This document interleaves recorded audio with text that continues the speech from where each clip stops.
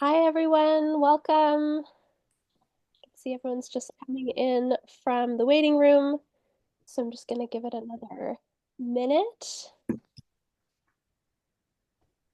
Very nice to have all of you here.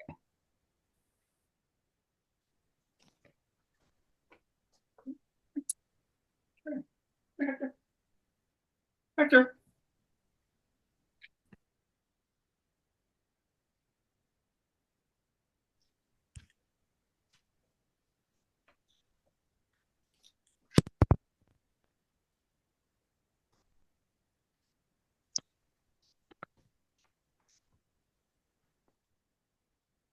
Okay. Looks like we've got a great group of people here. Just going to stop my share for a minute. Hi, everyone. Welcome to our Sustainability in Touring and Presenting workshop. So grateful that you're all here to speak with us on the theme of slow touring. I'm very excited for all the speakers today, so I think we're going to have a really lovely time and a really lovely discussion, hopefully, at the end. My name is Kaylee Wood. If you don't know me, I am the Slow Touring Project Coordinator at Ontario Presents. And the Slow Touring Project, I guess I can share my screen again and share this info. But the Slow Touring Project is a project at Ontario Presents where we've been trying to slow down and fight urgency culture. And we believe that doing so is a way of engaging with equity, with sustainability, with the well-being of artists and arts workers. Um, and we think that this is kind of one way that the future of the touring and presenting industry can go in our new normal, as it were. Um, Before we jump into the workshop, as always, I want to share our community agreement, which is the guidelines for this workshop. If anyone has any suggestions or requests, feel free to engage with this in the chat. But in general, it would be great if you could change your Zoom name to include your name, your organization, and your pronouns if you're comfortable with that. We always welcome you to have your camera on or off, to eat, to move around and take breaks based on your needs. That's very in line with, the slow touring values. We all need to take care of ourselves and whatever our needs are in the moment. We welcome you to communicate in whatever way makes sense for you, whether it's through the chat, through emojis, or by sharing out loud when we get to our group discussion time. We try to have our meetings be a no judgment zone, so there can be disagreements, there can be mistakes. Sometimes we use the wrong word. Those are accepted as long as there are good intentions. We have automatic captioning turned on. You can click show captions at the bottom of your screen, and it might be hidden under the three dots more button. We will also be sharing the recording of this session by email to everyone who registered. So if you're not comfortable being on the recording, you're welcome to keep your video off. And we won't be posting it publicly, but it will go to everyone who has registered. We're also going to take a super short break about an hour into our session so that everyone can kind of reset and reflect on what the speakers have shared before we go into our discussion. So with that, I am so excited to introduce our colleague, Veronica Johnson, who is going to do a little bit of an opening for us. Veronica is a very cool rock musician, an Indigenous educator, and she's been a participant in our slow touring pilot project cohort for the past year. Um, so I will turn it over to Veronica. Tansei Tatemoak Veronica Johnny and Sikasan Nia Nehiao Esqueo.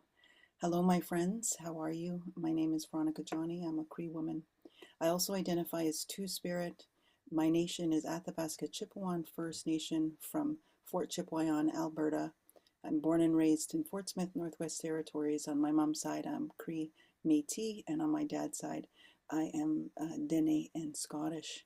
I'm joining you today from Manitoulin Island and just bringing some of the beautiful deer energy to this gathering. So we're here to talk about sustainability. And oops, somebody's microphone is on. Oh, you're on mute, Veronica.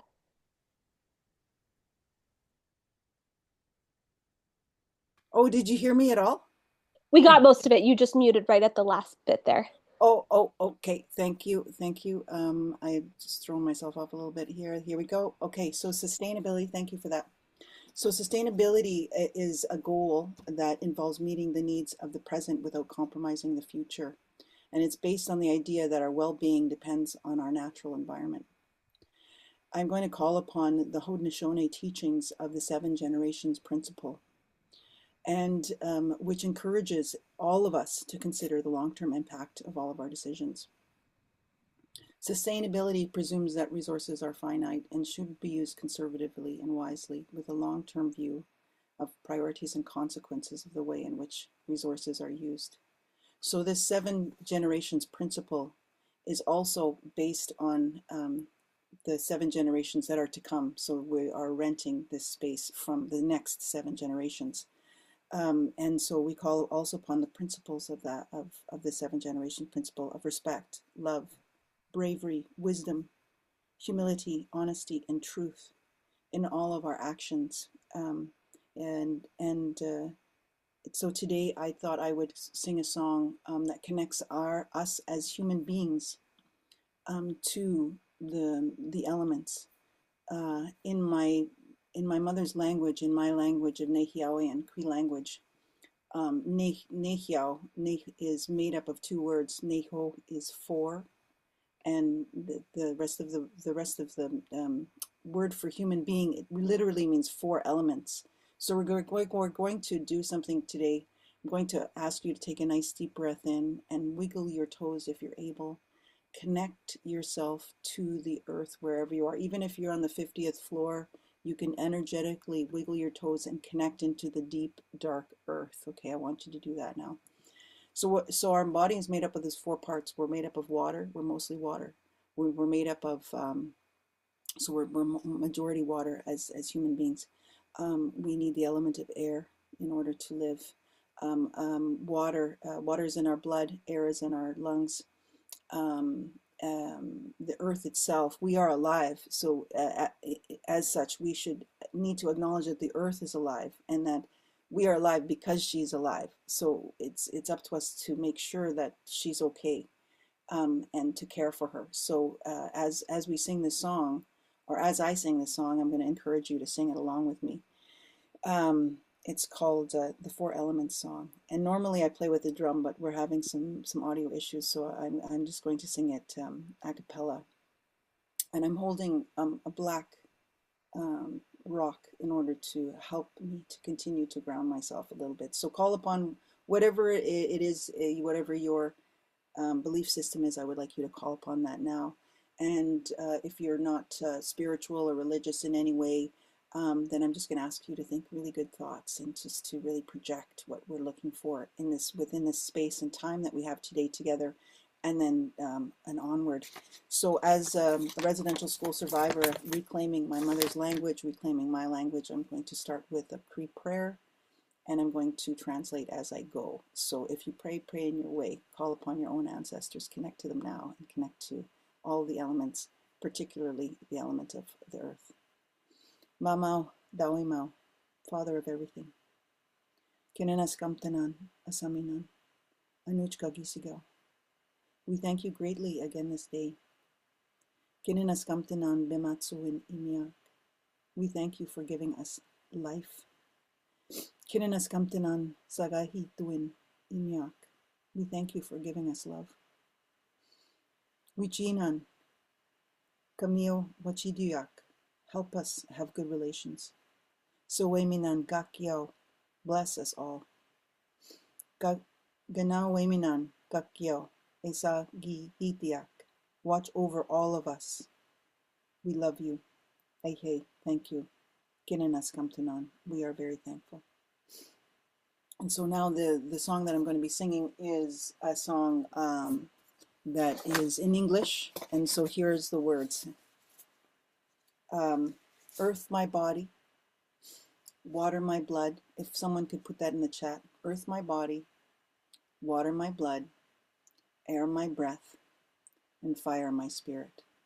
And so here we go. We'll start off with the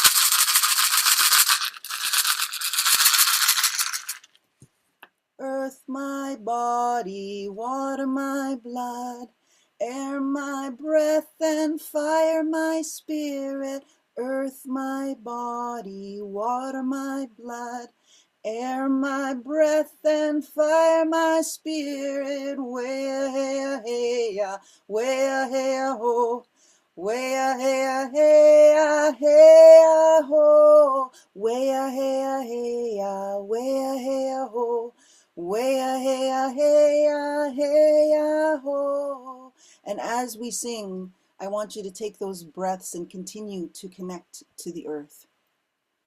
Earth my body, water my blood, air my breath, and fire my spirit. Earth my body, water my blood, air my breath, and fire my spirit. Where hey hey where hey ho, where hey hey hey ho, where hey hey where hey ho.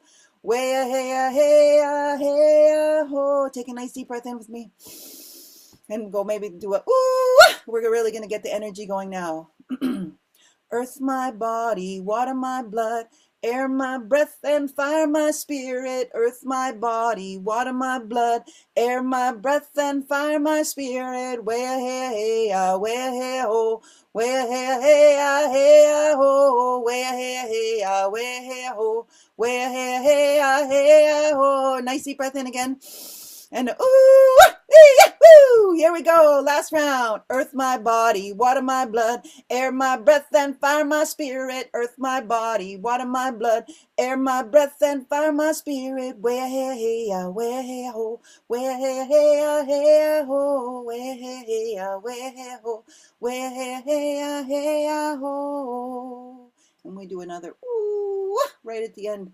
And so what we just did is we're connecting ourselves to the elements. So our health depends on her health. Her health depends on our action. So let's get out there and do our thing. Masi, hi. Kinanas kamtenan. Thank you so much, Veronica. I mean, there's no better way anytime to begin a discussion about climate justice and sustainability than with really connecting ourselves spiritually and emotionally to the earth that we're a part of. So I really appreciate, as always, your opening. And Veronica can put her information in the chat if you'd like. She is an educator that is wonderful, and you're always invited to reach out to her. Um, I am going to turn it over to my colleague Devanshi now to introduce the speakers. Devanshi, uh, over to you. Thanks, Kaylee. Hi, everyone. It's so nice to see everyone's beautiful faces on this cold, snowy morning, at least here in Toronto. I will quickly introduce all three of our speakers, and they will be going in the same order. The chat is open for questions if you feel like you want to contribute, ask, or suggest links or resources as we go along. Feel free to drop them in the chat. We are opening. Sorry, I'm just gonna mute someone here. Our first speaker is Colleen Snell. Colleen is obsessed with storytelling. It shows in her multidisciplinary practice. She is an educator, a dramaturge, a world builder, placemaker, fight director, and a sound designer. But she's most passionate about movement and dance as a vehicle for human expression. Colleen is the artistic director of Frog in Hand, a dance company she co-founded. For over 10 years, she has devised and performed with Frog in Hand, generating cultural capital in her hometown of Mississauga and advocating for contemporary dance in a suburban setting.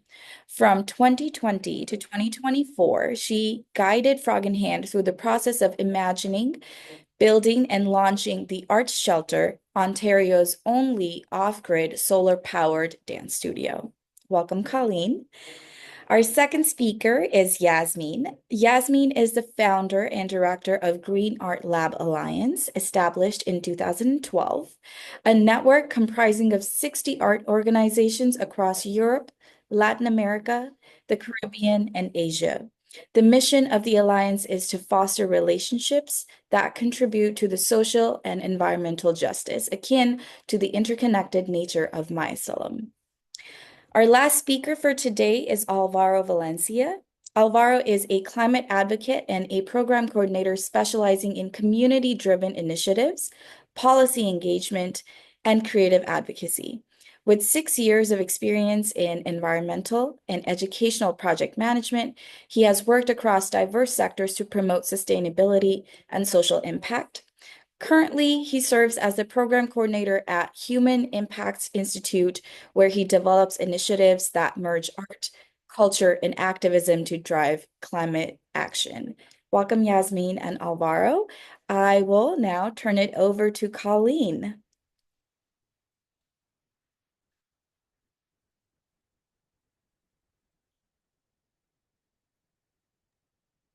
Hi there, I'm just going to get my screen set up. Can you see it? Yes. Excellent. All right. Thanks, Kaylee and Devanshi. Thanks, Ontario Presents, for the invitation to speak today. My name is Colleen Snell, and I'm the artistic director of a dance company and registered charity called Frog in Hand. I'll drop some links in the chat later so you can check out our website and socials, etc.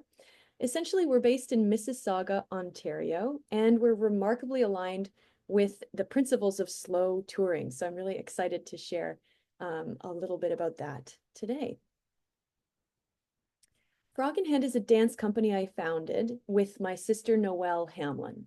And we do many different things, but essentially I'm a dancer and choreographer, and Noelle is a visual artist and costume designer. I work on stage and she works behind the scenes. We're called Frog in Hand because our first ever show was when I was 4 years old, Noelle was 7. We presented a frog circus in the mud of our backyard. And when we were looking for a name for our company, we just thought, what's better than going back to the root of where it all began? Fast forward a few decades, and Noelle and I returned home at the same time after completing post-secondary training. We were really eager to create artistic work like the things we'd seen abroad. We wanted serious paid professional opportunities, not just for ourselves, but also for our peers. We wanted to celebrate the idea that magical things could happen even in the mud of our own backyard. Frog in Hand has since become a registered charity with full-time staff and year-round programming. We employ over 50 artists, and we reach an audience of about 5,000 people each year. We've also been operating continuously for 12 years. Frog in Hand's mandate is to create, perform, and teach. We're invested in the arts as a way of being, not only a thing to do. We love to dance, and we mostly dance, but we also have interdisciplinary and multidisciplinary projects. We can be found in places like theaters and dance studios, but we often choose to work in unusual site-specific locations. We are storytellers and placemakers who situate ourselves and our work right in our community. We've performed at a lighthouse, a sawmill, a hockey arena, a couple of art galleries, a rowing club, Main Street, laundromat, in the woods at night. And even some of these photos are from a performance in a local craft brewery in the back of their brewing hall. Our innovative performances have earned a reputation for artistic excellence. We rehearse a lot outside, making dance more visible. Our low cost and free performances are situated in public spaces, making the arts more accessible in terms of cost, content, and location. And we're a mid-sized organization. What that means is we're more nimble than a lot of large organizations. So we emphasize engagement from our neighbors and from passers-by. We challenge narratives about who dance is by and who it's for. Our last show, Bodies of Knowledge, engaged a cast of 6 professional dancers aged 24 to 72, and our workshops and outreach associated with Bodies of Knowledge had folks dancing and engaging with us, and those folks were aged 14 to 94. So all of this sets us apart. We center sustainability, making space for everyone to participate in the artistic process, leading by listening and building back post-pandemic in proactive ways that align a little better with an unpredictable future. We're an upstart group of wildly creative disruptors who gently go about doing things differently. Today's workshop is all about sustainability. And by definition, sustainability means maintaining something at a certain rate or level. It means caring for resources. In creating this presentation, it was an amazing opportunity to reflect on what we're doing. And I realized Frog in Hand is really baking sustainability into everything we do. I'll start by talking about environmental sustainability because that is the big one. But I also want to explore a little bit about the way Frog in Hand uses material resources and carefully manages human resources to show up for our artists and to build community in the best way we can. At the end of each category, so we'll talk about environmental resources, we'll talk about materials and human resources. And then at the end of each of those categories, we're going to consider some questions together that hopefully prompt you to consider how these examples from Frog in Hand might actually apply to the kind of work you do, whatever kind of work that is. We're going to start with the environment and environmental sustainability. Essentially, I'm going to tell you the story of how Frog in Hand built our solar-powered dance studio. From 2020 to 2024, Frog in Hand fundraised, designed, and built an off-grid dance studio. The photo on the left, I think it's on your left, hopefully, the one of the mud, it shows stakes in the ground around our leased area, which was put there by our landlords, the Lakeview Partners. And on the right, at least on my right, you can see the gravel pad and the arrival of our shipping containers. After a lot of really tough work and thousands of volunteer hours, this is what the site looks like today. We call this place the Art Shelter. The Art Shelter is a flexible, accessible, artist-driven, environmentally and economically sustainable place for art-infused stories. That's quite a packed sentence. Essentially, this is a place to rebuild differently. We built it thanks to a small but mighty team of engineers, architects, and community advisors who were all working pro bono. We single-handedly raised the funding we needed to purchase a 42-foot geodesic dome kit. Yes, you can buy those. And we built it ourselves. Even I went out there with the power tools and we did it together. We installed solar panels and a sprung dance floor. A year later, we're collaboratively programming the Art Shelter. It's artist-run and community-led, concretely contributing to Mississauga's cultural infrastructure and serving the Lakeshore corridor. It's providing our community with an incredible degree of self-determination. And coming out of the pandemic, the goal of the Art Shelter was to ease artist precarity and community hesitancy, right? People weren't really sure if they wanted to go back to a theater. We wanted to provide safer working conditions with reduced rent barriers. This is also an intentional act of climate leadership. The Art Shelter has a really interesting shape. It's very sustainable to have a dome. It's flexible, and we have a collaborative operating model. And all of this provides accessible, affordable, year-round grassroots programming that's actually adaptable to climate. But how did we get here? It didn't happen overnight, for sure. Over the pandemic, Frog in Hand was without shelter. We worked outside, we danced in parks, we performed in a field, we made films, we even rehearsed on my front lawn. Our community became our site. We created joyful parades, we waved to people on their balconies. That was our audience, right? Passers-by grew curious. They started to recognize us because we were there so frequently. We were showing up repeatedly in public space, and they had questions about our work. We connected with the environment as well. We witnessed herons, turtles, and hawks because we work right on Lake Ontario. We often stopped rehearsal to hang out with local dogs and neighborhood cats. These experiences were so profound, we decided not to return to pre-pandemic models. And we decided we liked being interrupted. We liked being visible at work. But sometimes, it was hard being outside all the time. And this photo has become iconic for me for that reason. It really illustrates our attitude and the way we pushed through. The way we danced in the rain. This is a photo of like a dress rehearsal that was happening as rain came down. But we did it anyway because we needed to be together. We needed to make our work. And so we did our best even in bad weather. I realized what we really needed was shelter, and shelter wasn't actually just a building. We needed to shield from loneliness, isolation, and insecurity.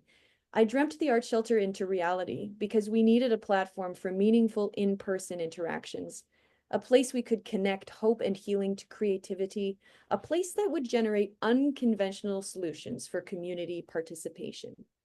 I realized my studio could look like this if it was a nice day. But now if it rains, we have somewhere to go. The art shelter is where I choreograph, I create, and teach.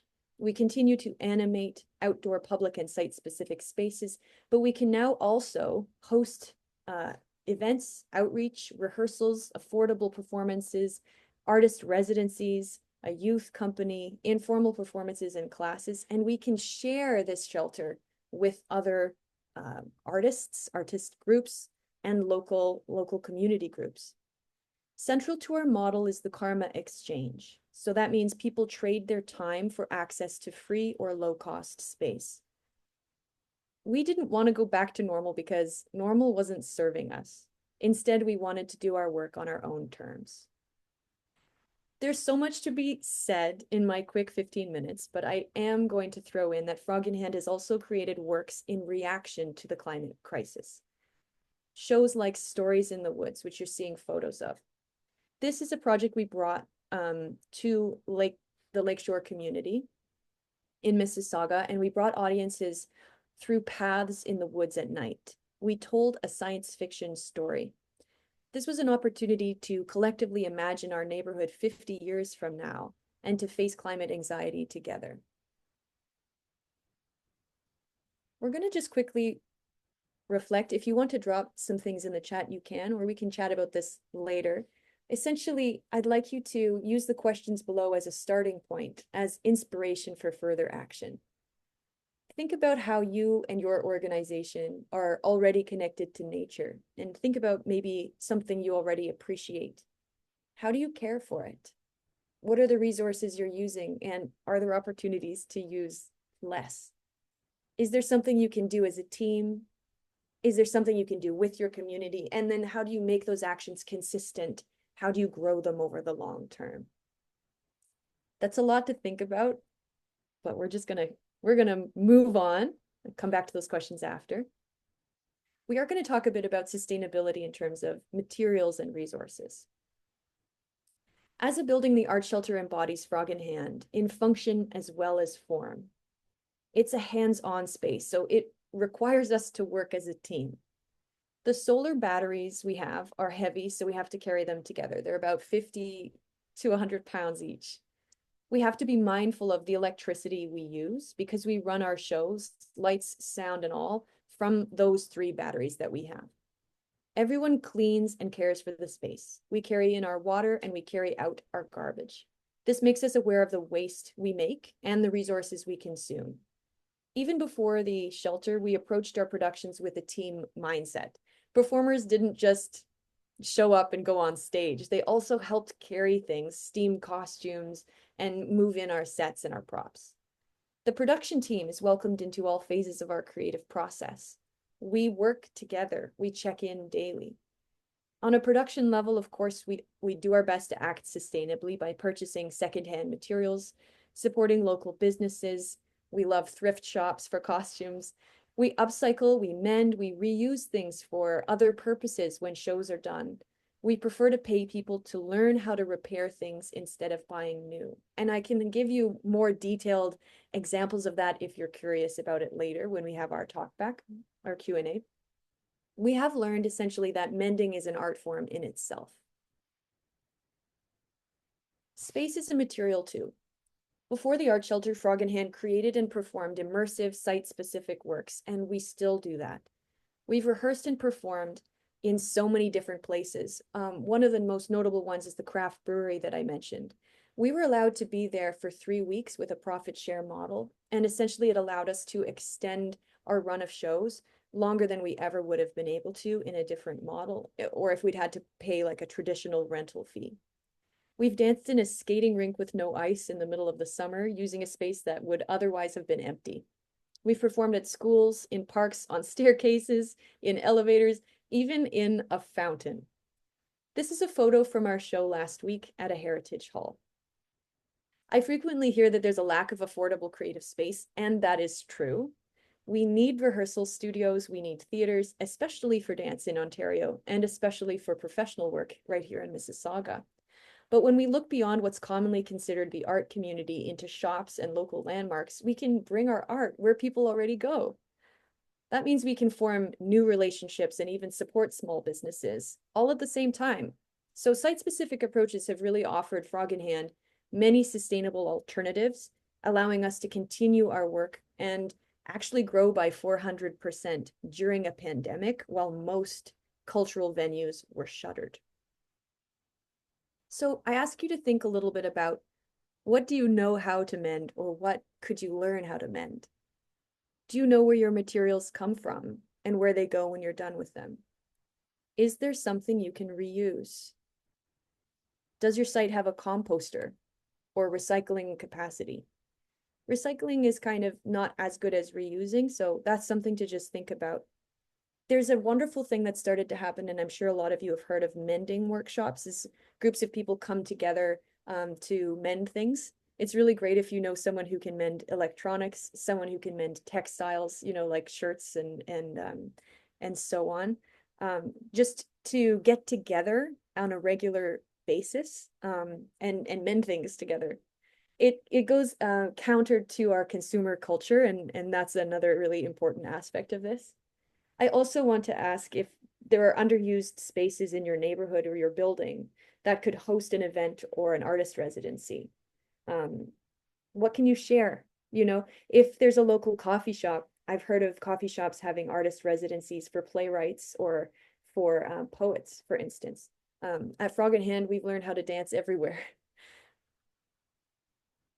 And we've already talked a little bit about human resources, but we're just going to take a moment to drive it home. I've said Frog in Hand is a team, and we check in. We have to, because we work in these wild and wonderful spaces, so we're always talking about how hot it is, how cold it is, what the surfaces are we're dancing on, you know. Is the sun too bright? What are the energy levels? You know, people get exhausted, and sometimes we have to make changes, right? We remain open to feedback, and we actually adapt, right? So if we hear that the space is too hot, because sometimes the art shelter is too hot or too cold, it's not cooled, right? It's off grid. So sometimes we have to go under the shade of some nearby trees, or we have to go to another space in order to actually take care of everyone. We have to be adaptable. This is a photo of War of the Worlds Reimagined, which is a show we did in 2021 as lockdowns were just easing. We did 8 shows and only 2 had the full cast we intended. I ended up jumping on stage as well as the choreographer. Sometimes people get sick, they feel burnt out, and they need to step away. That's, you know, a real thing. So they did, and you know what? It wasn't the end of the world. What if the show can't always go on? What if you need a sick day, or you need to stay home to look after your kid, or, you know, you're a caregiver? And what if this consideration goes for everyone? This is so important to consider, not only the people on stage, but also the technicians, the costume designers, the people doing the laundry, front of house, the stage manager. Oh, and the artistic director, who's often considered, you know, so important.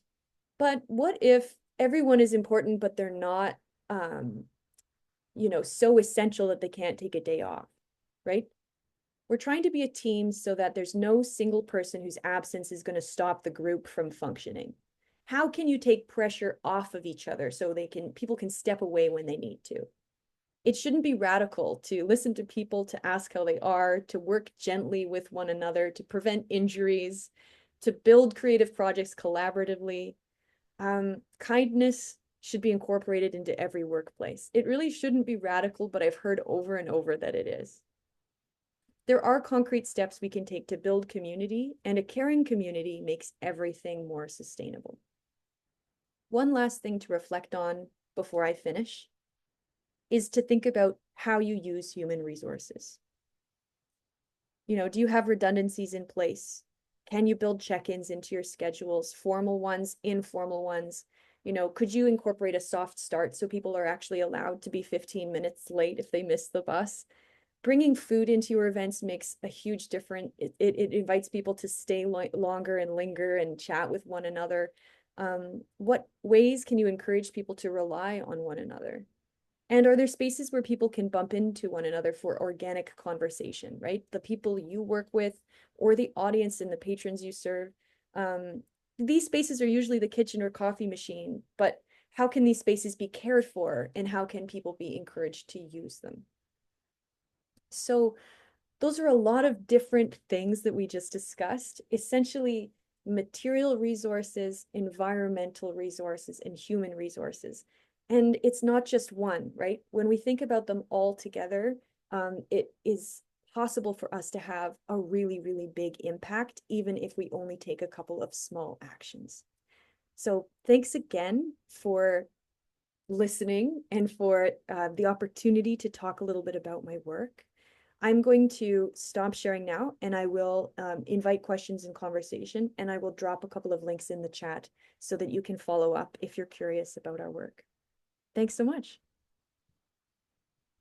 Thank you, Colleen. That was a breath of fresh air. I was just like, all of this is so amazing. And I personally, again, coming from a performing arts background, I connect with on so many levels with everything you said, especially about the human resources and how it's not just about being environmentally sustainable, instead having a holistic approach to sustainability. So thank you for sharing. And we're ready for our next speaker, Yasmine. Yasmine, you're joining us from Mexico City, yes? Yes, indeed. Awesome. Thank you for joining us today and giving us a presentation on the Alliance. We're so excited to hear about everything. And off we go.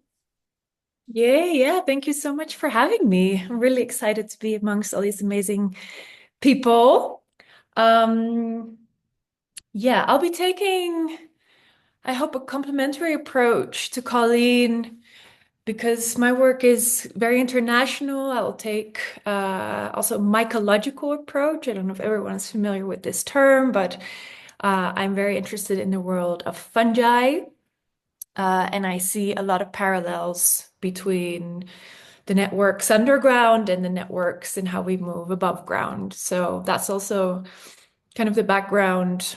My personal background is this book, Let's Become Fungal, Mycelium Teachings and the Arts, where I go deeper into these relationships. But today I would love to share, let me just check on the time so I stick with my 15 minutes. We are at 42 now. Okay, perfect. Yeah, today I would love to share some of our learning, some of our resources with the Alliance. Devanshi mentioned we have been active since 2012, so we do have quite a few years of experience, made lots of mistakes. So also very happy to to share not just the successes, but also the challenges over all these years and the changes that have been made. So the Alliance, we consist of actually since recently, we have more partners, more than 70 organizations. We're all arts organizations, but in the broadest sense of the word. So from visual arts to performing arts, all sorts. And we're literally also all over the place. So this is just like a small selection of our partners from Slovenia to South Korea to Brazil to Malaysia to Bolivia to the UK to Greece. We're very decentralized also in that sense, like mycelium is. We have, because we're so different, everyone has a different cultural context. We all have different histories and missions and even ideas of what is sustainable. Because sustainability actually doesn't mean the same thing in the same country or in every context. So what we did in order to get on the same page is that we have a manifesto that we update every year, which is a collective writing exercise. Here you only see a fragment of it. It's actually quite a bit longer than that, where we constantly redefine like what is sustainability? What does that mean for a small residency program in Manaus in the Amazon, or what does that mean for an institution in London? There's quite there are big differences and a lot of bridges to cross in that sense. So that's been a really useful exercise for all of us. So I can send the link to that also later. We have different organizational focus areas. So this is really to like kind of capacity building for all the partners. And we focus on energy, food and soil, materials, water, waste, our digital footprint, and financial services. So something we don't often talk about is actually that our digital footprint has exceeded the carbon footprint of global aviation. So that is actually, when we're talking about sustainability, it's also understanding where we have to prioritize. And financial services also looking at who do we accept funding from? And is it connected to fossil fuel industries, mining industries, other extractive industries, child labor? And what are the alternatives? What are the ethical banks? What are the investments of our pension funds, etc.? So sustainability really has, has many, many entry points in that sense. And then, of course, mobility is a very big one. Also, since we're talking about touring today, and many of our partners are residency programs. So that also involves, many artists still flying to one place and to another place. And yeah, that's also the carbon emissions in that context are also like an important learning point, let's say. I don't want to be too negative about it, but there's definitely some things that we can do better there. So just a little bit of the context. So we really believe in this interconnectedness. So no one is separate, and what's happening in one place has an impact on a different place. And also looking at the climate crisis, we have to be very mindful of, a problematic geopolitical history. So what has informed this current system, and in thinking of also histories of power, including colonialism, patriarchy, and capitalism. So I like to often use this phrase from Chico Mendes: environmentalism without class struggle is just gardening. No, nothing wrong with gardening. I actually love gardening. But when we're talking about sustainability, is completely entangled with also these other systems, power systems and systems of extraction. So just a little image to make that very clear. Climate change or the climate crisis is the tip of the iceberg, but everything that's underneath are just as much part of that issue. And we cannot see them really as separate issues. And therefore, again, this holistic approach is very important. So what do we do? I'm going to briefly talk about like our three strands of activities. So one is our gala fests. They're like annual gatherings where we get together, we cook together, we dance together, we have our general assembly. It's when we update our manifesto, and we do believe it's very important to meet each other in person. Another point that's very important with these gala fests is that we also think about labor or that we think about like a non-monetary exchange of resources. So we also contribute with our labor. There's no money involved, but this is an example with one of our partners in Italy, in Abruzzo. We hosted our meeting there, and we arrived in September when it was also the time to pick grapes because they're also a farm. Now, so we also look at other ways of supporting each other, let's say. And then this is one of our last Gala Fests, which was in the south of Chile with our partner Fundación Mar Adentro. They are also steward of a forest, so definitely also issues around conservation and how we understand conservation, and that we don't see conservation as, putting a fence around a forest and saying that's how we're going to protect it, but actually saying no, by engaging with the forest, by being in the place, by doing residencies there, by collaborating with the scientists. That is how we learn more about the forest. That's how we produce new knowledge. And that's actually a very important point or part of conservation. Then these are we have a lot of resources. So a lot of publications that either will help you, they're always bottom up, so we get the partners to indicate this is information that I need, or this is, information that's lacking in my context.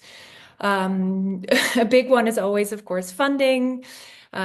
So we have funding guides, like mapping opportunities at the intersection of art and ecology.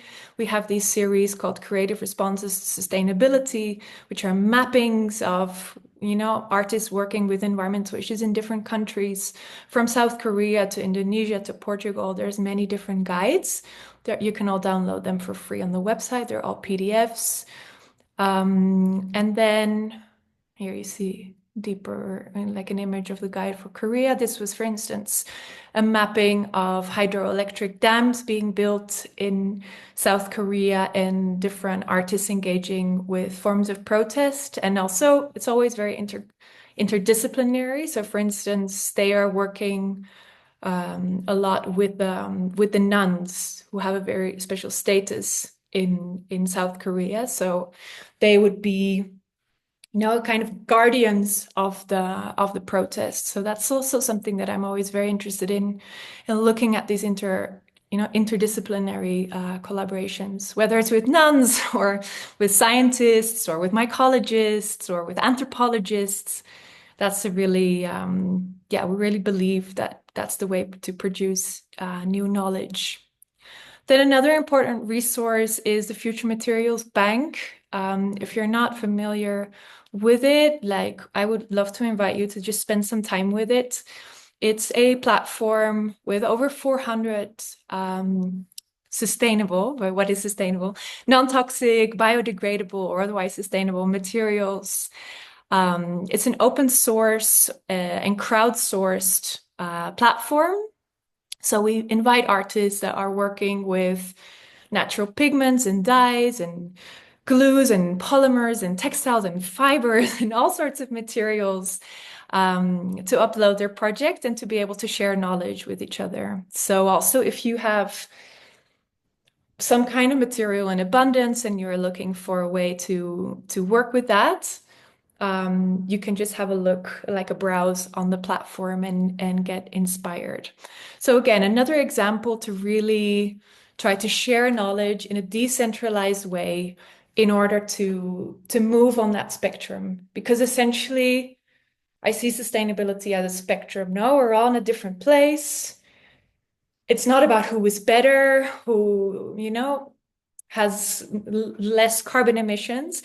It's more important that we support each other to be able to continuously move on that spectrum, because this is something that I've learned, I think, working with so many different cultures and countries, is what we call eco-colonialism, where it's like a kind of trap where you're like, oh, but you can't fly and you're not recycling or you're still eating meat.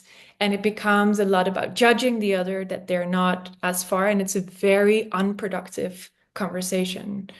And so rather than judging how sustainable others are, like we're trying to help everyone move on that spectrum from wherever they're coming. And yeah, not be eco-colonial about it. So here are just a couple of examples. But yeah, like I said, I really invite you to just browse, have a browse because there's so much on there. People share their recipes. There's little videos, tutorials, how to make things. And of course, I mean, this page has only got mycelium on there. That's because that's not only a material that I'm very interested in, but also really a methodology of collaborating and sharing resources. There's also an offline bank, so an actual material library, which is located at the Jan van Eyck Academy in the Netherlands, where I also used to work and who is still one of our partners. But essentially, there are so many different partners with a lot of different types of expertise that, yeah, it makes me hopeful that in, all the corners of the world, we're trying to make a difference, and it's so important to support each other in the way forward. I'll leave it at that for the moment.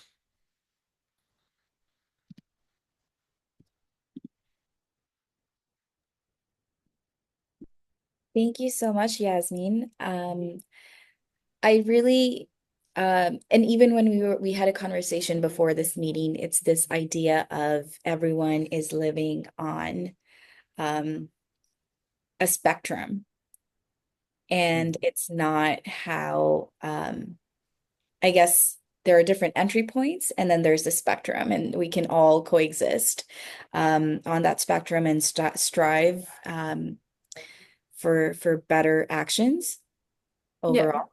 Yeah. So I think that's a really beautiful thought. And what Kaylee also mentioned in the comment chat, that it's about collaborations, and it can be multidisciplinary, and we can tap into those resources. And yeah, that was all of that was super amazing. Thank you for sharing. My And pleasure. we're just gonna take a little detour, and we will take a bio break for 5 minutes, and we will all come back. And Alvaro, our next speaker, will be joining us from Colombia. Yes, Thank did I get that right? you. That's perfect. Yes. Okay, awesome. So we will all come back at it's 1:56. So 2:01, we will all be back. Hey, thank you. See you guys at 2:01.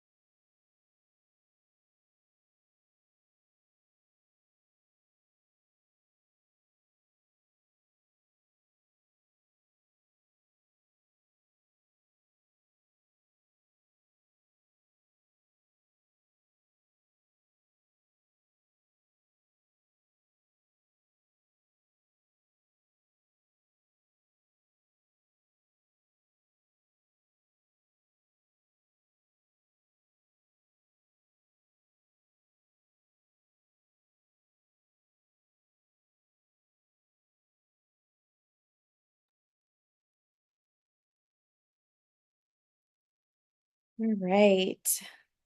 We are ready to resume.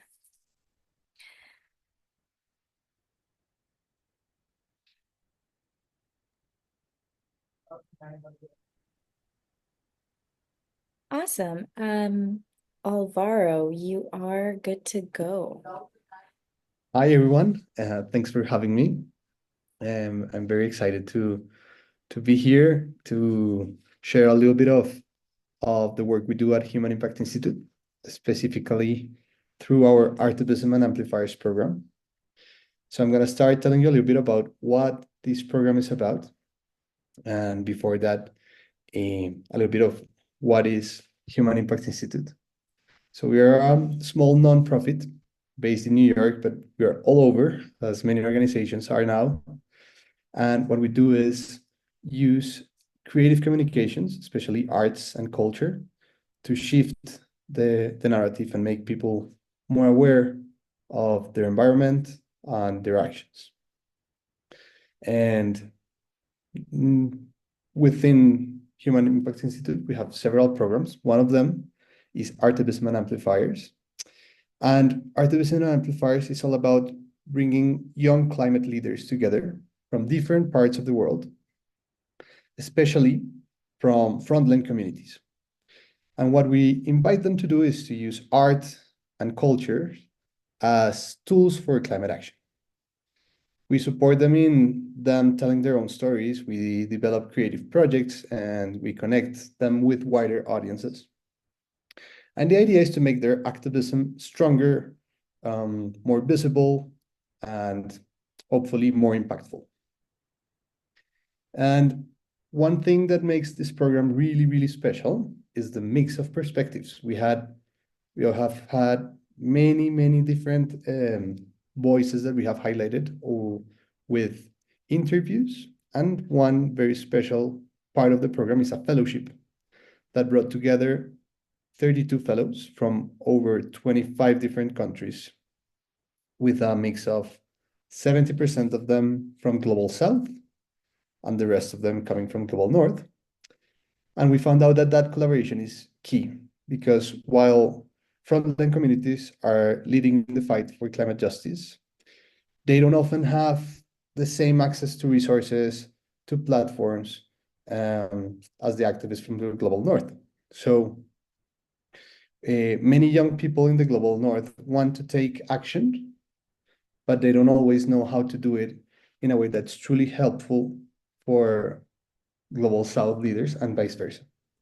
So we are helping to bridge that gap by having this fellowship and this collaboration between these two parts of the world, right? I want to share like a quick personal experience that really shaped how I see this work. And it's, well, my background is in business administration. So I come into this space with a very structured, results-driven mindset. And when I started working closely with Indigenous leaders and people from coming from the frontline communities, I realized how different our ways of working were.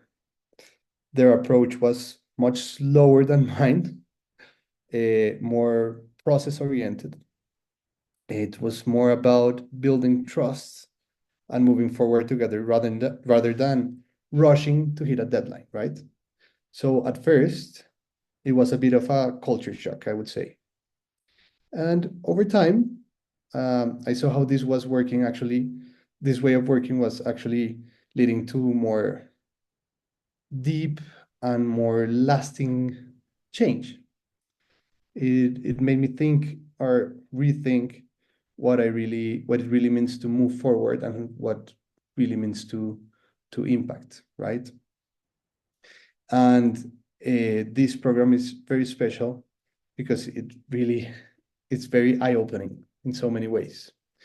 One example of the kind of work that the fellows do as a project is called Voices of Resilience. This is a poetry installation that was made by an indigenous a woman from Bolivia, along with a climate activist from London. and they were working also with other persons from Mexico and from the US.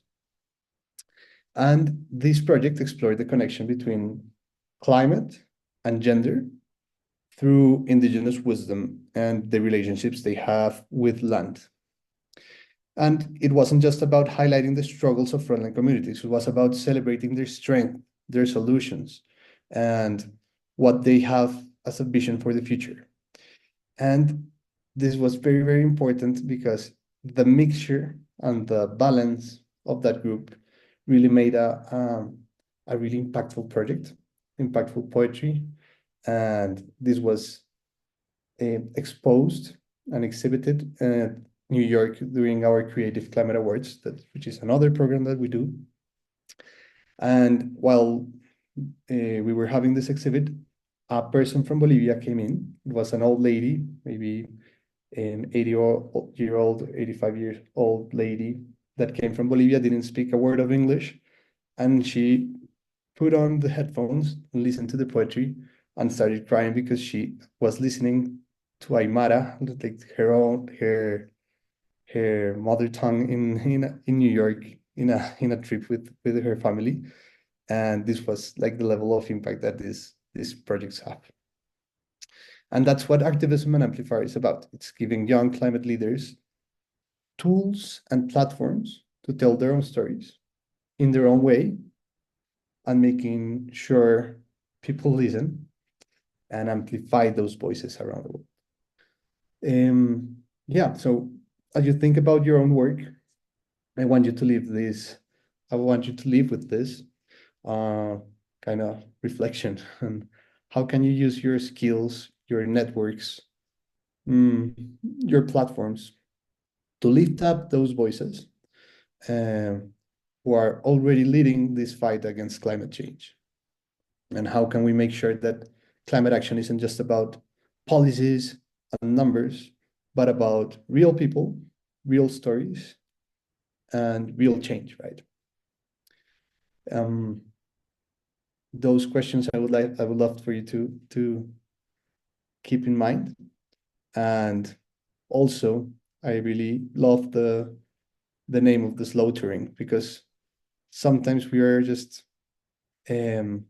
lost in hitting the deadline as fast as we can, and we lose sight of what's really, really important, and that's the deep work that we wish to do.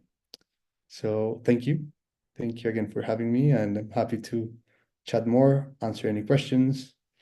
If you want to connect, I'm here for you. Awesome. Thank you so much, Alvaro. And we are ready to open the floor for our attendees here. Kaylee, if you would like to take it over. Sure. Thank you so much, Colleen, Yasmine, and Alvaro. So wonderful. I'm just feeling very inspired. I think we sometimes get stuck.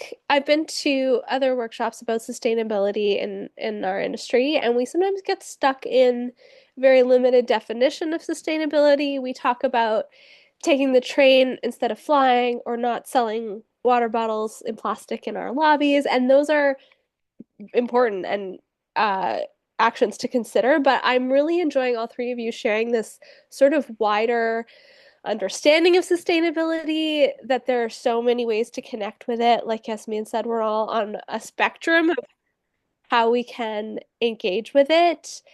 And all three of you talked about community and partnerships, and like Alvaro just mentioned, uplifting the voices of people who are already working on climate change. I mean, personally, I think that is some of the most impactful area that we can work in when it comes to sustainability. So I'm really grateful for that. And I want to encourage everyone that's here to think about not just, the specific tools that exist to reduce your carbon footprint, although please do consider that, but also just think about how, connection to the land that you're on and connection to your community that's working on climate justice, especially Indigenous voices wherever you are, that is such an important piece of the puzzle around sustainability. Um, so we are going to open the floor for questions or discussion. You're welcome to put things in the chat, or if you want to speak out loud, I would love if you could use the raise your hand function, so that I can see that you want to speak out loud, and that function is under the react button at the bottom of your screen. But maybe while you consider what questions and comments you have for any of our speakers, I'm going to throw it to Devanshi and see if you want to kick us off. Yeah, absolutely. Yasmine, I have a question for you. I was wondering, how can or presently do artists contribute or strengthen the commitments of the Alliance? And I know, like, on the website you have objectives and actionable items, and I'm wondering, how do artists, what role do artists play in that conversation? Yeah, thank you for your question. I think the strength is in the multiplicity of ways that people are contributing. No, again, there is no kind of right or wrong, or there's not one way, but some people have a very activist approach, which is very important. Other artists have a very philosophical or academic approach. You know, they're talking about the notion of the Anthropocene and different types of scenes, like the plantationist scene or the capitalist scene. So there's also definitely a very intellectual discourse around this. Some other artists are really working in the ground, no, getting your hands dirty, planting, being with the community, being with kids, you know, different audiences. So I really think that type of diversity in approach is where the strength lies. So there is not one way, but it's more questioning to yourself, what is my way? And here I think the term responsibility is really interesting, because you might have heard it before or thought of it, but there are, of course, two words. It's the word response and it's the word ability. So going back to, what is my ability to respond to this? No? And that's then your responsibility. And that also helps not putting the burden of saving the world onto your shoulders, because that can be paralyzing, it can be depressing, and it can be yeah, very, very difficult thing to navigate. But if you just start kind of with yourself, like, what is my ability to respond? And that can be as big or as small as, you know, what is within your capacities. I think that would be quite a good starting point. Absolutely. Thank you. And sorry, Kaylee, you can go. Oh, no, go ahead if you have another question. I have a different question, but for Colleen. And I wanted to understand, Colleen, with the art shelter being in a suburban setting, how has that or has that impacted on the uptake? And as you mentioned, your growth was at about 400% throughout the pandemic, and also coming out of it. And so can you talk a little bit more about how how did the community react, and some reflections from the artists, and also as a presenter, how has that impacted presenting in the art shelter impacted your decision making, as well as something, um, I guess, considerations that you wouldn't have made otherwise if you were just presenting the normal way? Yeah, I think the first thing is we have an event called Seasonal Activities, and it's a sharing of works in process, music, dance, physical theater usually. And we host them one time per season. So there's one in the fall, one in the spring, one in the summer. And it's our first year, so we've only ever done the fall one and the winter one, and we're in April 18th is going to be our first spring one. But if you can imagine hosting a performance series on January 18th in an unheated dome, the considerations that we had to take into, designing the event were things like, how can we offer people hot drinks, bring blankets, and keep it small, use the space that we have, and lean into the fact that we are not a theater, so we don't have a lighting grid or a sound booth or anything like that. So how can we kind of use it to its advantage? It's a really intimate space. It works really well for making everybody feel like they can really talk to one another. Sometimes when we just did a series of shows where we were performing in big theaters. We did 2 proscenium theaters, and then we did one in a community space. So 2 of the spaces had like 400 people in the audience, and then one of them had 50, and it was like 50 and close. And we had a really good opportunity to compare what it's like to be close and to be able to see the people who are watching you perform. These are things that we take into account when we're using the art shelter, is like how to lean into what it is, and to what the weather is like, having contingencies for rain. I have talked about a lot. And that means really caring for your audience and caring for the people who are coming to the things that you're sharing. Having audience talkbacks is great, but also just having food and allowing people to eat it. They're gonna that can be an audience talkback too. So I don't know. I guess what I'm saying is, we offer bug spray, we offer tea, we offer coffee, we offer blankets. We have fans and that kind of thing for the summer, and just trying to lean into being a mid-sized organization. We're not actually trying to be a theater. We're trying to figure out what else there is, because if we need a theater, we can always book one. But it's really interesting to hear how this is an alternative to those kinds of spaces. I hope I answered the question. You did, and you touch upon the idea of alternative spaces and how it's a shift of mindset and perspective, and not and also like looking at the diversity of Canada's audience, and just even within the artists as well. Not every artist would want to be on like a proscenium arch stage, and they do community sharings, and they do offer other forms of art, and which is also multidisciplinary. And so it's really interesting to see that you're taking all these different avenues and finding unique spaces to share art, which I think is, again, super cool. So yeah, thank you for sharing. And I have a question for Alvaro.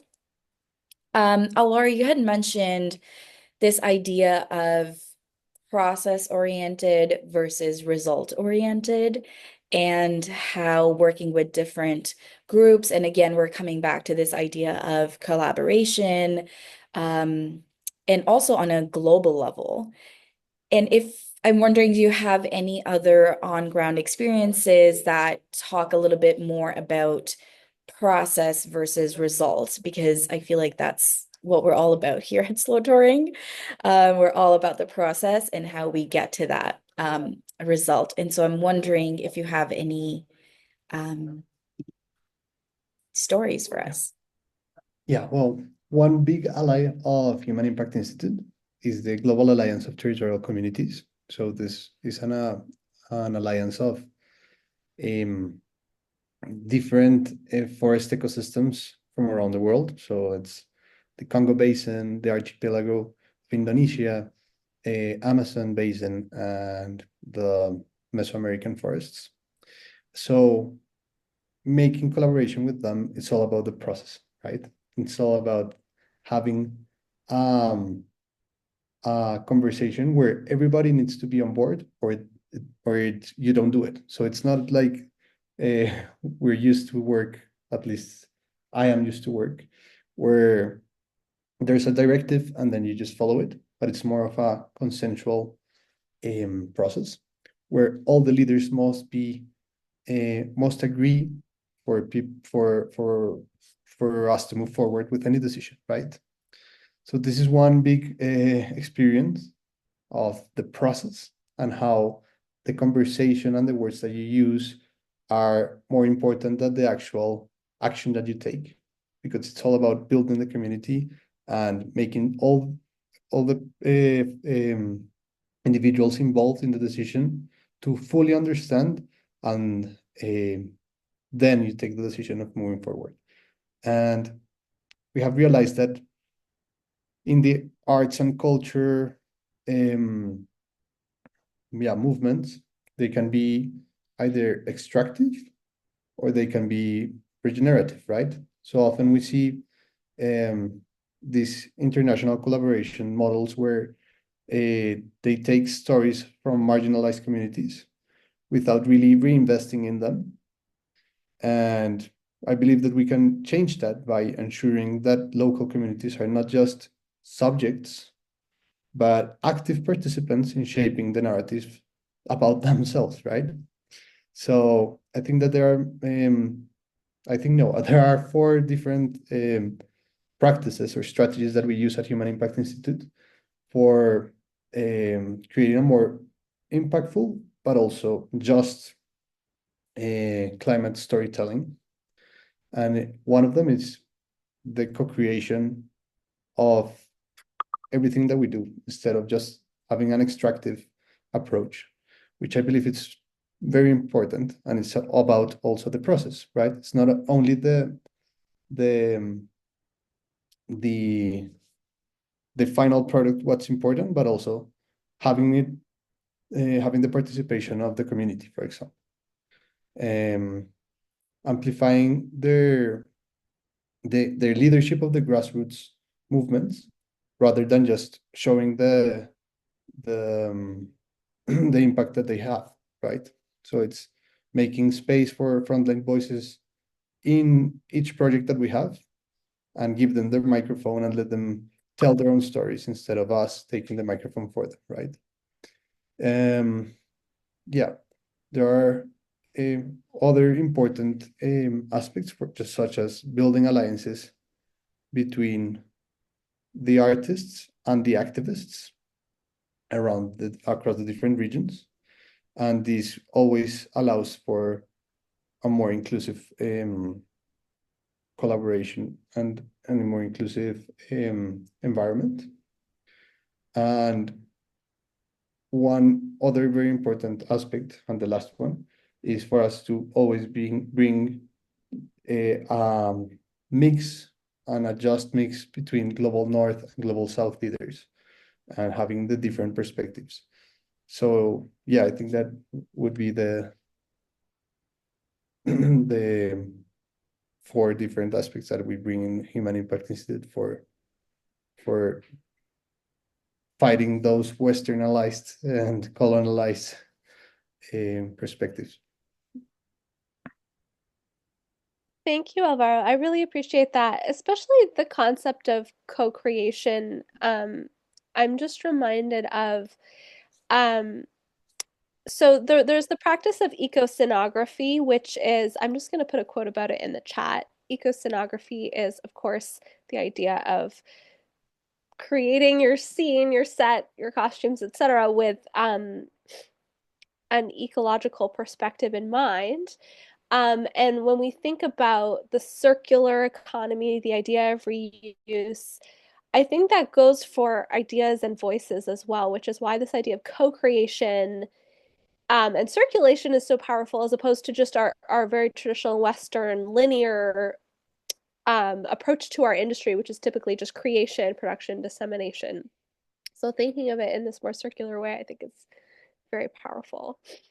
Okay, I am going to go to questions now. I have one from Erica, and then Lauren, I'm going to go to you next. So I am going to read this question from Erica, and any of the 3 speakers, if you'd like to jump in if you feel like you have a response. I would love that. The question is, in looking at new models, I am curious how individual artists who are trying to develop a community model, site-specific or not, pay performers/artists who are skilled.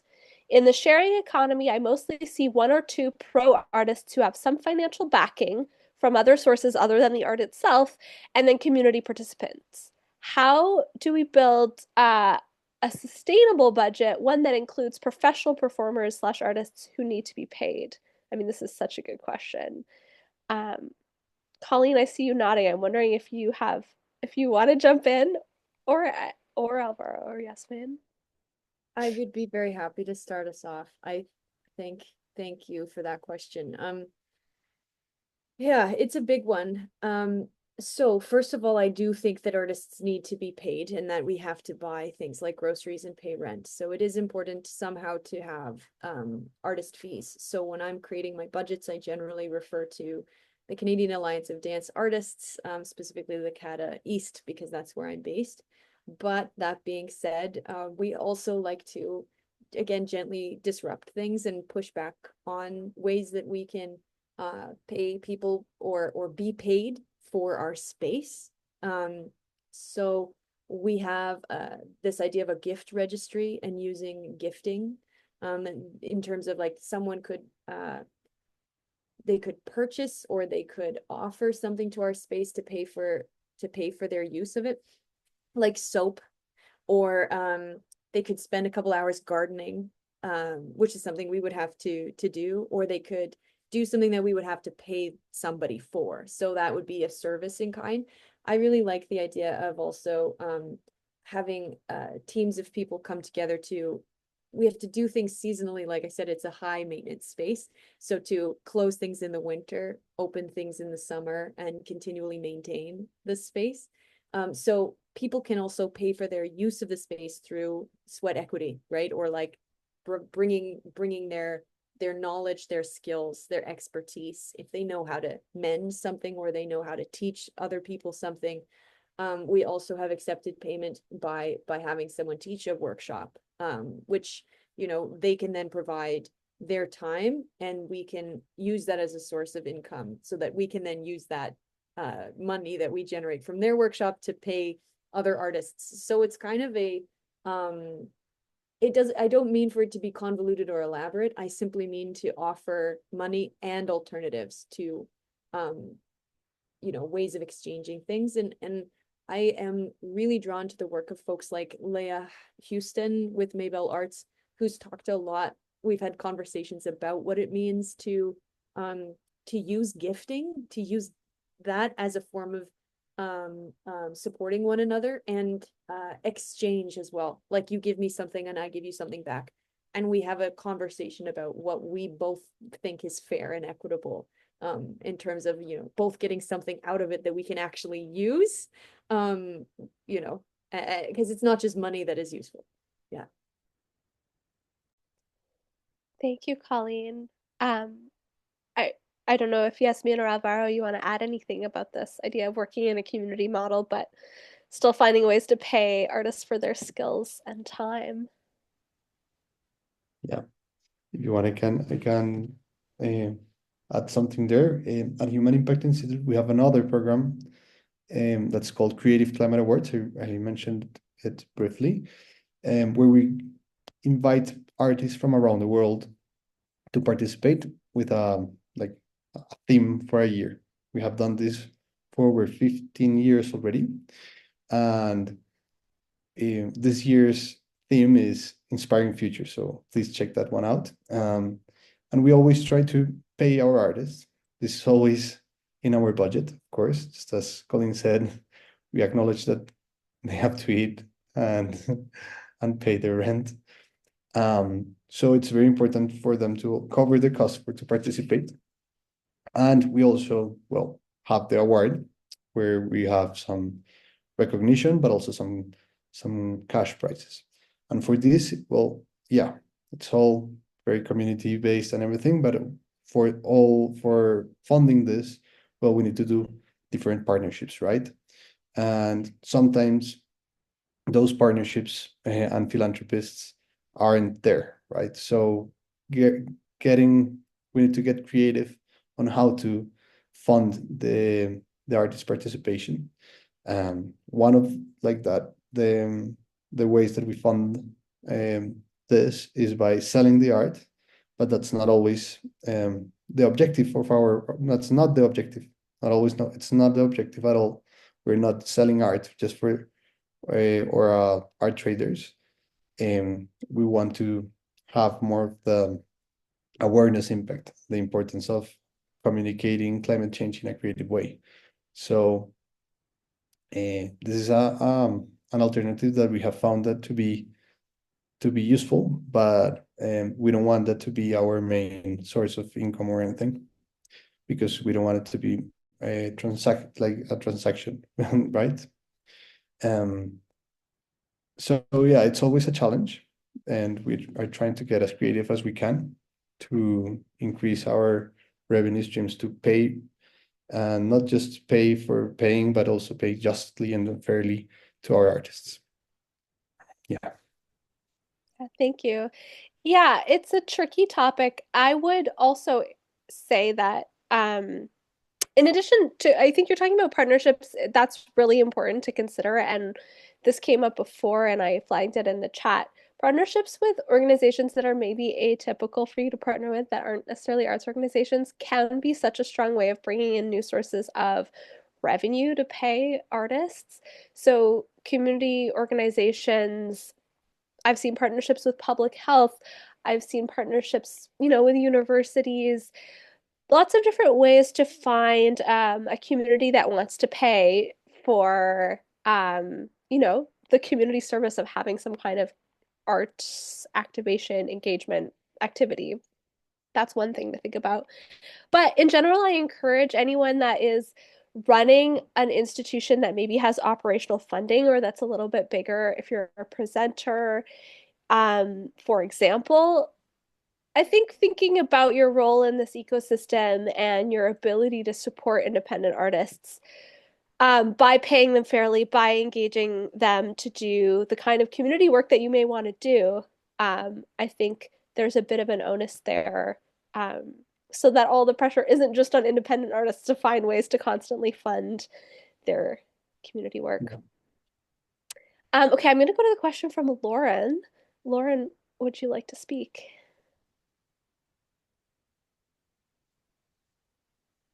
Yeah. Hi, everybody. I don't know what it is, but I'm finding this so wonderful, because it's the first time I'm hearing this idea that it's sort of like a non-competitive thing. This like idea of mycelium, that it's decentralized. And so what I'm finding really encouraging, especially in the community that I work in, because even though Alvaro, you're saying about the North and the South, like I feel that the community that I live and work in is both of those, even though it's in Canada, in the North. Mm-hmm. And we have a community that has been, terribly brutalized for centuries. And, yet here I am in this, in a sense, you can call me an unwelcome guest being on the land. And yet there is this incredible embracing of this present day time where we're sharing resources and learning how to go forward, like the futures that you're talking about.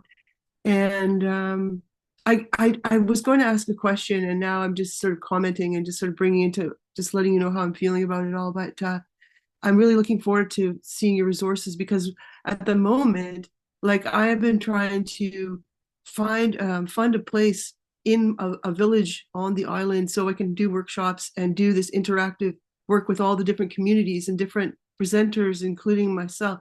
So that doesn't have to be transactional, because I'm mostly a visual artist.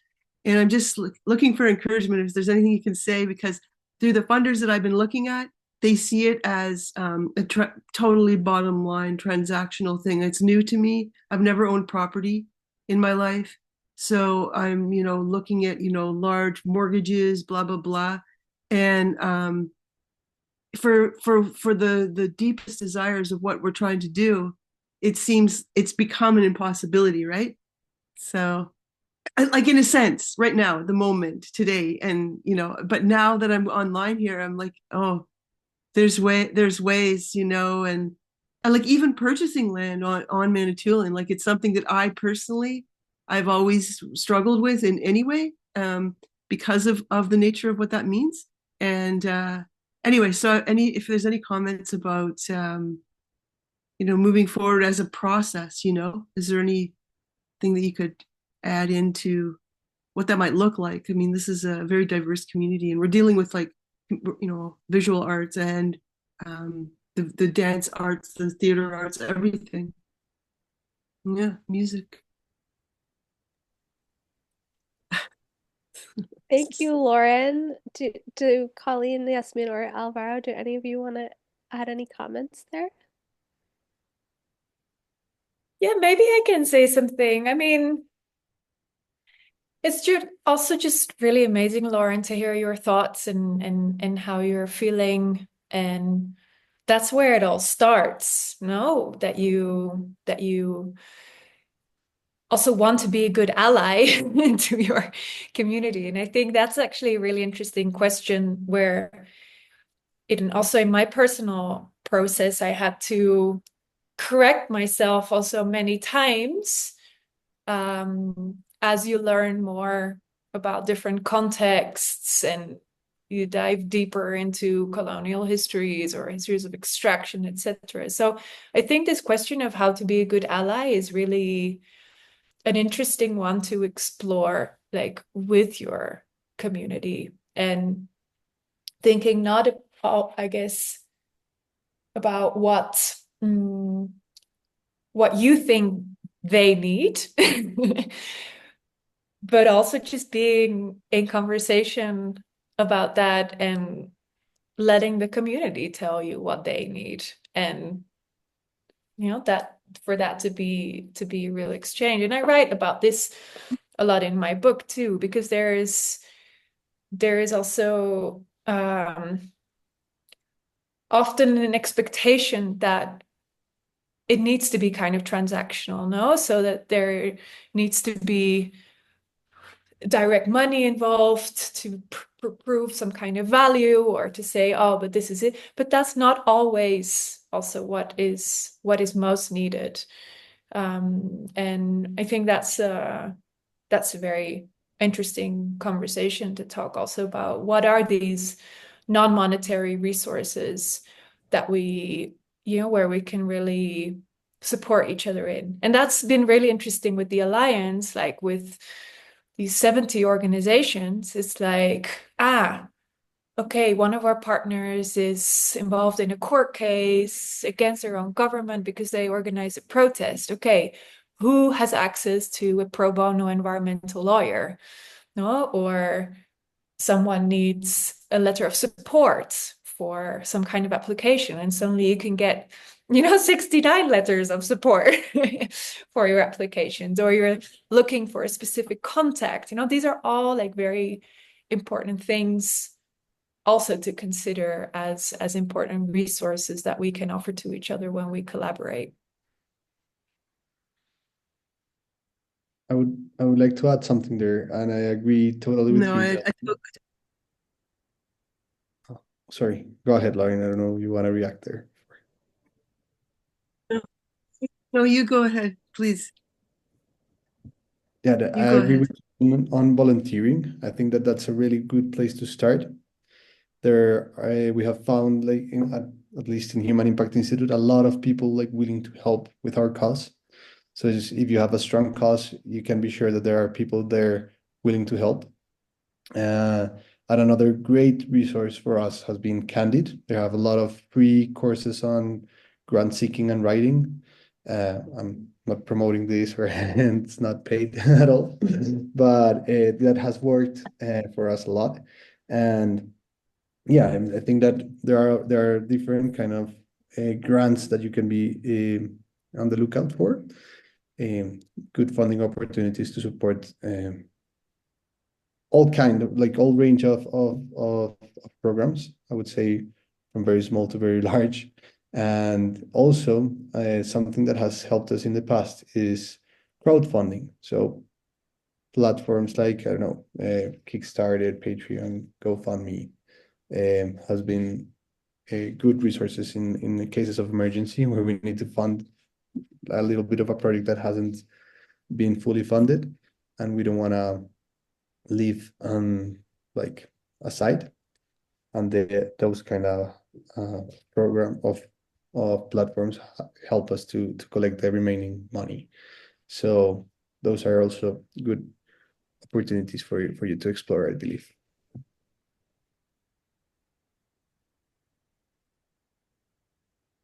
No, I appreciate it. I appreciate it very much. I mean, we are in this case, like I am very much embedded in a group of with Indigenous people here, so it's not new to me. Like we understand mostly about what's going on, what we're doing. We're very transparent, and we're very interactional and sharing, uh, programming and everything like that. So that's not new. I think the hard part for me is getting the more of the settler community to be on board. They're the ones that are very what's the word, like kind of like there's like what they call a settler guilt. If you've ever read Tuck and Yang's decolonization paper. Decolonization is not a metaphor. So like it's more me when I go into these other communities, which I've been doing this slow touring, and I'm so grateful that it is all about a process. So I'm learning about like mining communities and extraction communities and how they haven't interacted with Indigenous communities, and why there's such a big gap, and so like we're learning, and so we're bringing in different aspects by, like, I think you're right, like looking at crowdfunding, or maybe just sort of trying to, because we have people who want to speak and contribute and bring their, not, it's knowledge sharing. It's not about expertise, you know what I mean? It's about like where what's the future going to look like together, and not just my opinion. Obviously it has nothing to really to do with my opinion, but I just can't tell you how much I appreciate it. I won't take up everybody's time because there's like a million people online. So but I really, like, I'll be in touch with on the website, so, and through all your amazing information. It's amazing to hear. I'm just really glad you're out there. Yeah, big love. Thank you, Lauren. Really appreciate your take and your question. And also, decolonization is not a metaphor. Really amazing paper that if you're based in Turtle Island, especially, highly recommend reading. I've just posted a link in the chat. It's a really foundational piece, in my opinion. Um, I mean, this question of transactional, trying to get away from colonial transactional approaches and yet still live in the world we live in and pay artists fairly so that they can have a good quality of life. Um, this question comes up constantly in slow touring. So I really appreciate all of you that are grappling with that. There's no easy answer to it. And the same goes for like purchasing land in order to have a venue or a studio while we're trying to grapple with like supporting land back and our relationship to the land. Again, no easy answer. So I just encourage everyone to kind of get into the messiness of it. And like Alvaro was saying, hear from your community. You don't just have to put stuff out in a one-way direction. You can collaborate and try to come up with answers that make sense. And similarly, working with funders, I think there's a way to story tell what you're doing and what your impact is. To really then become a collaborator with funders to say, here's the kind of impact I can have, not just for me or for my art, for my output, but for my community. And I know there's a couple of funders on the call who I hope would agree with this. My experience is they want to be collaborators with you. And so even though there's a lot of often bureaucratic limitations, I think there's often a way to tell that story and to collaborate going forward. We have 15 more minutes if anyone has other questions or comments. Yes, Yasmine, staying with the trouble, just staying in those awkward questions instead of just avoiding them and keeping up the status quo. I'm gonna let us have a moment of awkward silence so that if anyone has questions or comments, you have the opportunity.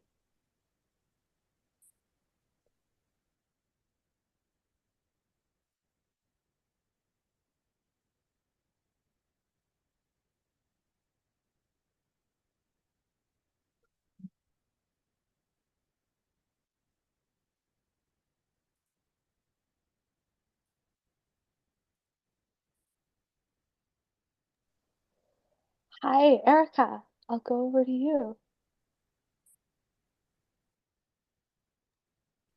Hi, I just want to thank you with my face on the screen. This has been so lovely, and I wish I could meet all of you and see what you're doing. Started I bought an old schoolhouse in the country so I'm trying to figure this out as an independent artist, and it is true that I see out here some wonderful sharing community-based activities, and having come from the more professional theater model and trying to shift, but also trying to support a number of young creators and performers, because that's typically what I do, but I usually do it in a model that is more traditional. And so the slow model, which is what I've been doing internationally in other places, having done some work in other countries where the slow model is like has been shared, required and wonderful and transformative and all of that. But I find the slow model more expensive in Canada. The slow model here sounds lovely if you're an institution, if you're an individual artist. I feel it kind of increases my challenge, not decreases my challenge, so I feel like years ago I was in the States, and trying to get funding there, you had to be like a social service agent, you had to serve youth, you had to serve the environment, you had to serve troubled youth, and I don't have the capacity to serve. I want to serve younger artists. I mentor artists. That's what I do. I create work, and I can't become an and I know that I'm supposed to collaborate with these organizations, but even finding the time to figure out how to do that turns me into the general manager of my own company, and I can't afford a general manager. I know I'm saying things that I see your smiles. You get what I'm talking about. So how all of this sounds so exciting. And sometimes when I hear from some of you that have massive budgets, I suggest compared to my, occasional, lucky if I get 5 or 6 figures a year, So in that context, this sounds so exciting, but part of me goes, sustainability shouldn't be more expensive for me. Slow touring shouldn't be more expensive for me, but that's sometimes how it reads in my mind, that I have to then hire 3 people to make the connections that I need to make. And I just want to make a show and pay the actors and invite people to come and see it. I mean, I'm doing environmentally sustainable materials because I don't have any money, right? So I'm going to use the old farmhouse windows because I got nothing else, pull our so sustainability in terms of props and costumes is, well, what else could I possibly do? So, I'm not going to be pulling costumes from Stratford. That's not my budget situation. So anyway, I'm making jokes here, but what I mean is I would love a longer conversation from people that have experience. I've been doing this, I'm 62, I've been doing this forever. I've done it with no money in the US. I've done it with big budgets in the Luminato Festival. I've been all over the map in terms of budgets. I love slow process, but again, I'm going to reiterate my question. How can slow process save us not money and not cost more money? And sometimes some of the people that are talking from the point of view of an organization. So it would be great to hear from sole proprietorship artists who are like, I'm trying to decide, am I going to go charitable status or not? But I don't know whether I can sustain a board, for example. So those kinds of questions, like I feel like this conversation needs to be leveled a little bit. Like those that have organizations versus those that are at my level, who I have the capacity and the potential to start an organization. But that's only realistically because I'm moving into retirement, and I taught and I have a pension, and that's a luxury. So my pension is a luxury that allows me to do what I see a lot of other artists doing. Either they have a rich family member or their uncle is a something or other. And if you dig deeper in some of these situations, you'll find money behind that person often, right? So, and we often don't talk frankly about that dynamic. So sometimes you're having a conversation with someone, it sounds feasible, but then you find out they have a millionaire uncle, and you're like, what the fuck? Like, I don't have a millionaire uncle. So I got my pension, but I can't pay actors from my pension, but at least I don't have to pay myself, And then people say, oh, but you should pay yourself. And I'm like, well, that would be a nice idea.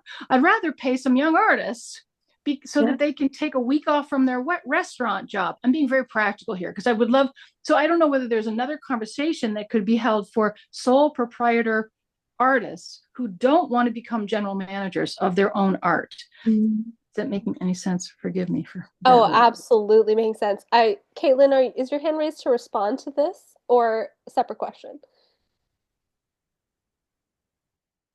Sorry, struggling to find the unmute. I was nodding along a lot. I mean, my response is sort of verbal nodding along. So that can happen now or at another moment. I'm happy either way. I would, if you want to respond, that's great. I know, Lauren, you also seems like you want to respond. If either of you want to jump in. I can jump in a little bit. Okay, go ahead, Caitlin. I just want to say a verbal thank you to the presenters as a bit of preamble. A wonderful presentation today, and I'm still digesting a lot of it. I took a lot of notes, and I look forward to following up with you after the fact. And Erica, I just want to say thank you for putting to words thoughts that jumble around in my head quite a lot. I think a lot of times it can be very difficult to imagine what it is to put in place new initiatives or even spend time with new ideas when you're already constantly on a daily basis sort of struggling to make ends meet and make your household, personal, artistic, professional budgets all make sense. And I say struggling not in the sense of like it doesn't work out necessarily, but just facing these very real facts of life that you're talking about. Notwithstanding, you have dreams and desires to change, both as a person within your community, as part of a larger collective, peers engaged in similar kinds of work, or just people who want to make change in their communities. So thank you for trying to find some words to kind of attach to that, and also to underscore how class plays out in this. I mean, Alvaro, you mentioned many times the importance of having like such a variety of voices at the table, and just prioritizing having like climate activists from the global south, young people doing the work already, having like the majority say, a voice. And I think I found that really impactful. And I think it's relevant to, I don't really think it's a fair parallel exactly, but it's relevant to make a similar comment here where, if you're a salaried person at an organization, your day-to-day reality might be quite different than a sole proprietorship artist who's working contract to contract, or not even on contract, but inventing their work as they go and trying to piecemeal find a way to fund it. So I do think that maybe a conversation or a space where we can kind of dig into the complications that arise there and like talk practically about how people make it work, it would be revelatory, I think, and really helpful for many of us who find ourselves in that kind of position to understand how others are making it work and where we can find support.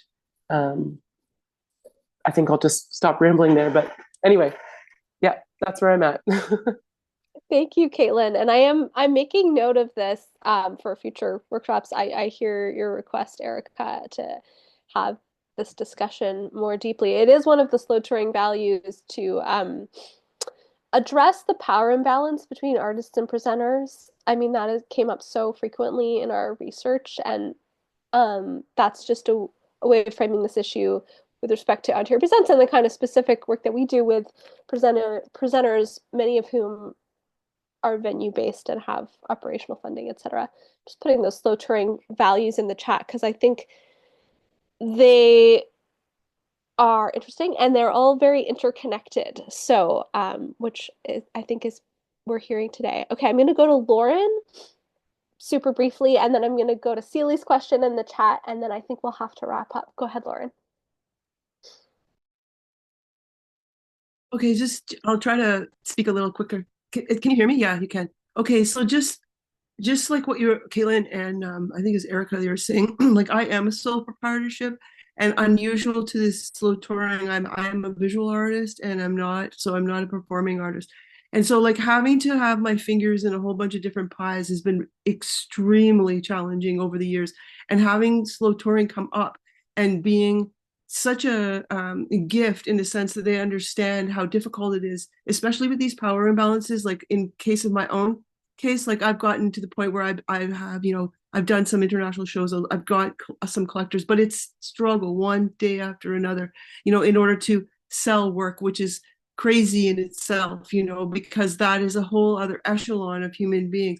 Plus, I'm not a person that has like a, rich uncle or whatever. So it is in that case that I think that I understand in a deep way the community members who are struggling to become sustainable humans in terms of their interaction with the climate and all the other things. I think that it becomes more realistic for someone like myself in the sense that I understand it more deeply, where it's like I've had to buy used clothing most of my life, and it's not like a poor me situation. And I understand, and it's not a competition in any way. But I just want to put that forward and just say, like, if we can get something to go in that level in the next, some of your next thinkings about it, because I'm not aware of most of the people that are in this grouping yet. I think they're fantastic. Don't get me wrong. I love the arts, and anything is beautiful, right? So, but in terms of like, climate, fears, all these types of things, we do workshops like that with people. We have people that do rewilding plantings on the island. All these sorts of things that are very deeply important to moving forward. And so the changes are there. And so it's like, we need people on the ground level who can do it, but then other people who want to do it, we can just learn from each other, right? Isn't that sort of my point? It's like you don't have to all do it at once. You all have to kind of do it in our own pace. All right, enough. Thank you, Sorry, just Lauren. like a Really little good bit point. Arizona. Okay, I'm gonna super quickly go to Colleen if you're able to keep it to 2 minutes. Steely's question in the chat is asking about um, whether the shelter can relocate to another lease spot if the current lease ends. And second question, how is air quality managed inside to support immunocompromised participation in the space? Great. The first one is there is no HVAC system. We move outside. It is off-grid. Like what off-grid is an embodied experience is very, very different because we're so used to working in spaces that have electricity and light and water as a given that it's a tap or a switch, you can just turn it on, right? So we don't have HVAC just because we don't have a lot of other things, like we don't have sprinklers. So we use a lot of really like basic old school solutions. So for instance, our fridge, because we have a fridge, 2 coolers, we put ice packs in. So we do not have air filters. If someone is immunocompromised, we would go outside, or we would have to change again. The art shelter is like a spaceship. It's meant for us to come in and be there for a bit and then go out into the world and do our activities and then come back. It's like a place we can launch from. But yes, definitely air quality is a huge thing because it changes depending on the season. Okay, the art shelter in terms of flexibility, it was designed to be semi-permanent. It was designed to be temporary.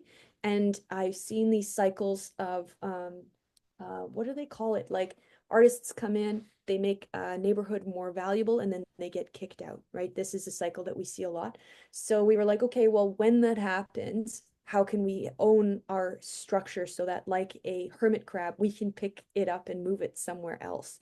And we will not lose the value of the investment that we have put in. So we do not own the land we're on, but we own the building, like all of its structure. It would not be as easy as moving a tent, but we could pick it up and move it somewhere else. Currently, we are deeply invested in the long-term planning and trying to get this legacy established for this space and make sure that we're in a spot that is going to be a good partner for us as well. It could be Lakeview, could be remaining there, or it could be going somewhere else. We're talking about a 10-year plan now. If anyone has this an idea of a place that would be interesting or interested in a similar kind of model, you know where to find me. But yeah, it was designed to be flexible and it was designed to be semi-permanent. And that again goes against the grain. It goes against this tendency to build brick and mortar or traditional, quote unquote, whatever that is, brick and mortar spaces. Because we built it, you would be shocked to know how little it cost. The structure itself cost $60,000. And then, yeah, the amount of money we had to raise was significant for us, but insignificant on a larger scale, especially when you look at culture heritage grants that, give $1 million to heritage spaces and that kind of thing. It was well below what you might consider necessary for a building. So it's pretty radical in those ways too, and leaning into what semi-permanent can actually be and can mean. I could speak more. Was that short enough? I was trying to time Yes. myself. No, perfect. Thank you, Colleen. Because it's 3, I'm going to cut us off. And first, I want to thank Devanshi for helping coordinate this and find such wonderful speakers. And I especially want to thank Colleen, Alvaro, and Yasmine for sharing your perspectives. I hope everyone enjoyed this workshop. I really did not want to do a lecture at you on how to reduce your carbon footprint. I wanted us to be able to have this bigger conversation about all the implications related to sustainability, and I feel like the speakers did such a good job of that. Um, we will be sharing follow-up notes, summary, and the recording in the spirit of slow touring. Give us a few days, maybe a week to pull that together, because sometimes we're slow and low capacity. I want to let you know the next workshop in this series is the value of rest. I think this is where we're going to most directly tackle the idea of slow, resisting the urgency model that I find everywhere in our sector. Um, it's a model that really is unhealthy for probably all of us, but it really particularly impacts our disabled colleagues, chronically ill colleagues such as myself. And so we're going to hear from a few different artists, some in the disabled community and some just incorporating rest into their art. I'm really excited for this. And we still have to reschedule our art centers as community spaces talk. So if you've already registered for the workshop series, you will be getting all the emails related to all of this. You don't need to register again. If you have questions about Ontario Presents and the Slow Touring Project, you can check out our website. You can email me. I'll put my email in the chat. I am so always up for talking about this stuff. And finally, if you're in Ontario, if you're kind of part of the Ontario arts touring presenting community, please consider coming to our spring retreat in Collingwood, May 26th to 28th. There's going to be more info on our website and shared via our newsletter. Okay, I think I did it all. I want to just finally thank the Canada Council for the Arts, who is funding this entire phase of the Slow Touring Project, both the pilot projects that we've been able to support and this workshop and education series. Thank you all so much. Thank you so much. Thank you. Thank you, everyone.